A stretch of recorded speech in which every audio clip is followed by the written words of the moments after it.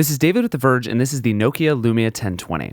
This phone really comes from last year, the 808 PUREVIEW, which was a fantastic 41-megapixel camera basically soldered onto a cell phone from 2003. The 1020 takes roughly the same camera, but this time grafts it onto a smartphone that actually belongs in 2013. It's roughly the same size as the Lumia 920, which is to say it's thick and heavy, and generally large, even though it's slightly thinner than the Lumia 920. It's rounded and unibody and really well made, except for the huge bump in the back where the camera lens is. The lens is so big that it keeps the phone from sitting flat on a table, so it wobbles around a little bit when you put it down. It also makes the phone kind of awkward to hold, since there's no place really comfortable for your fingers to rest on the back. All the way down the spec sheet, the Lumia 1020 is just like the Lumia 920. Its 4.5-inch 1280 by 768 display is every bit as good, with great colors and smooth animations, and thanks to some of Nokia's proprietary technology, it works even if you're wearing gloves, and even, mercifully, outdoors.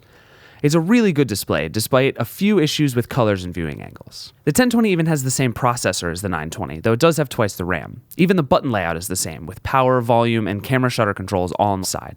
The only button that even feels different is the shutter, which is much more sensitive and responsive than it used to be. It makes half pressing to focus actually achievable, where it was kind of clumsy before. And that's not the only great thing about the 1020's camera either. Pretty much everything is great. It shoots 34 or 38 megapixel images, and they look incredible. From the colors to the dynamic range to just the sheer size, it's almost hard to believe these pictures come from a cell phone. It's the best smartphone camera I've ever seen, and even better than a lot of point-and-shoots. It's not great in low light. There's a lot of processing, which makes pictures look really noisy and soft, even though they're impressively bright, but it's still far better than any other phone.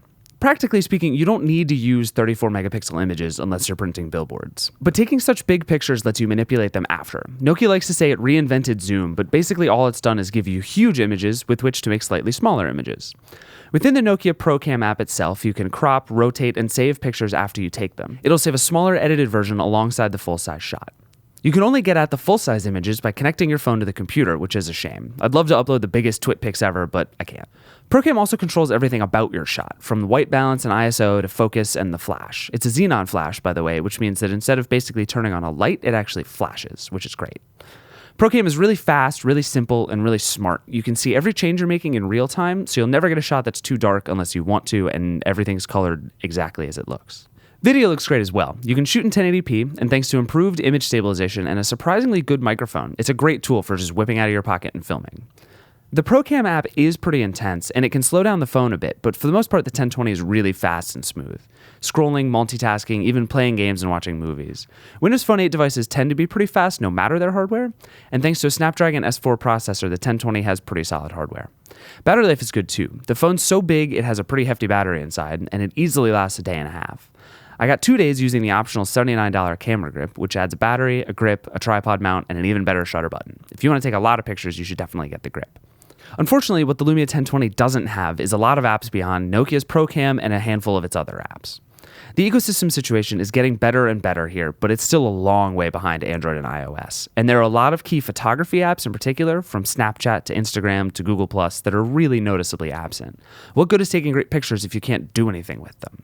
I'll just say it. I wish the Lumia 1020 was running Android.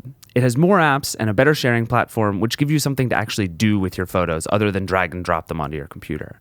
But Nokia made its bed with Windows Phone 8, and at this point, all it can really do is wait for the apps to show up. Luckily for Nokia, and for Windows Phone 8 users, the Lumia 1020 is one of the best Windows handsets ever. It's big, certainly, but the camera's a really, really good reason to buy this phone, even at $299 plus a 2-year AT&T contract. On the other hand, it adds a new viable option in the Windows Phone 8 race next to the gorgeous Lumia 925. There are more good Windows phones than ever, and that's a really good thing. But until good phones lead to good software, I'm still going to find myself wishing Nokia had picked Android.